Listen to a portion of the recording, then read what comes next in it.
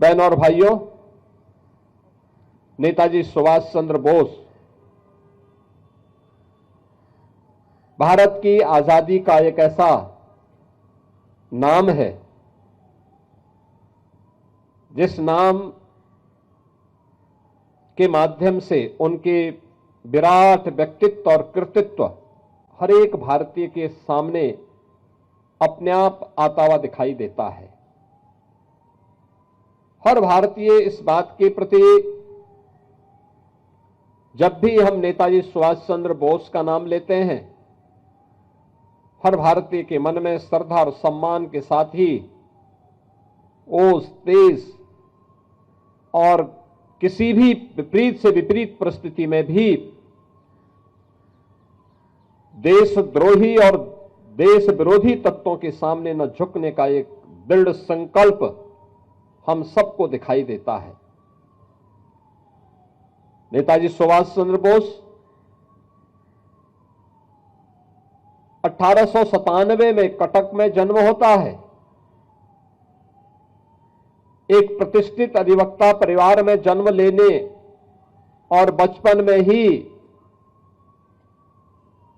उन्हें ब्रिटेन में उच्च अध्ययन के लिए भेज दिया जाता है।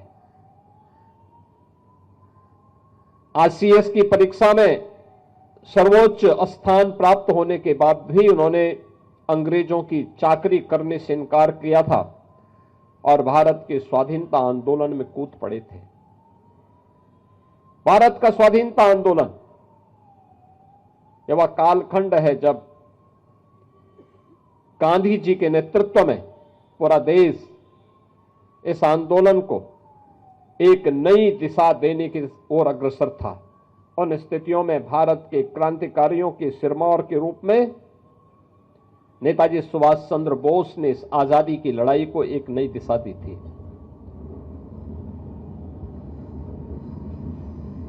उनका विराट व्यक्तित्व हर भारतीय को प्रभावित करता था।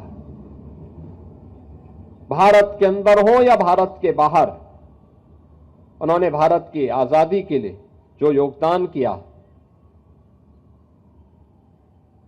उनका एक एक शब्द अपने आप में आजादी के आंदोलन का मंत्र बन गया। याद करिए ना, जिन्होंने उस समय कहा था, भारतवासियों का आह्वान किया था कि तुम मुझे खून दो, मैं तुम्हें आजादी दूंगा। यह भारत की आजादी का एक मंत्र बन गया। उनका उद्घोष दिल्ली चलो का आज भी हर भारतीय को प्रेरित करता है।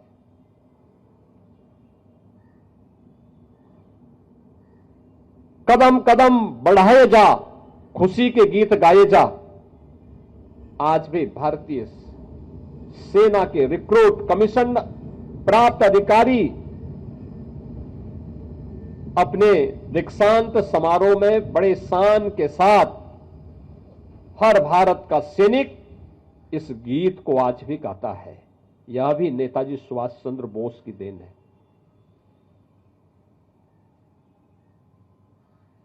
स्वाभाविक रूप से भारत के प्रति जिनके मन में यह उदग्र भाव रहा हो और नेताजी सुभाष चंद्र बोस के प्रति श्रद्धा और सम्मान का भाव, कौन ऐसा भारतीय होगा जिसके मन में न हो। और आज नेताजी सुभाष चंद्र बोस को उनकी इस पावन जयंती के अवसर पर हम सब को स्मरण करने, उनके प्रति कृतज्ञता ज्ञापित करने और नमन करने का एक अवसर हम सबके सामने आया है।